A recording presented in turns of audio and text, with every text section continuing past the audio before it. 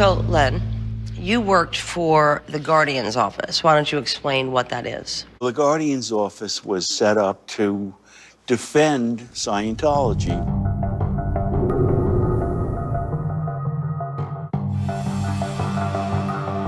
As a Scientologist, I was volunteering for them because I believed that Scientology was engaged in a noble struggle and that it had enemies. So you believe that wholeheartedly? Absolutely. So the Guardian's office was targeting Paulette Cooper and Robert Kaufman.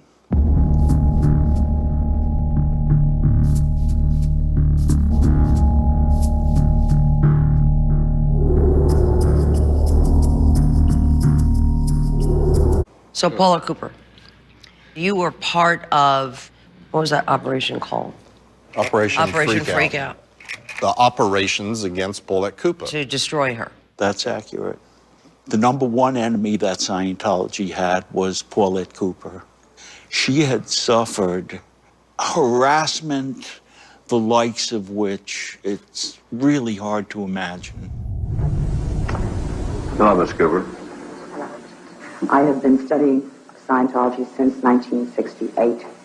My first article came out in December of 1969. That's also the month that I received my first death threat.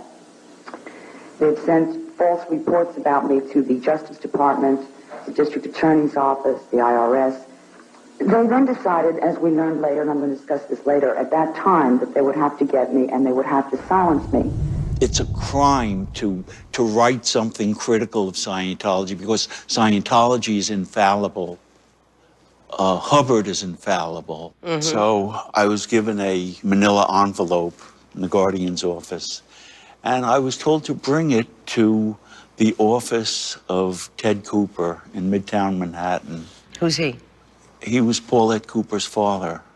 I was to deliver the papers, and if someone tries to stop you, just hit them and run like hell. Hit them? Yeah, knock them down and run like hell. And the whatever was in there was supposed to do what? Inside the envelope, there were these photocopies of Paulette Cooper's diary, and it was designed to put a wedge between her father and herself, create a rift. It was a malevolent intent. It came out when the FBI raided Scientology's headquarters and uncovered the documents that proved they had been engaged in a systematic, long-term campaign to have her institutionalized, commit suicide, or be imprisoned. And she was very close to being imprisoned.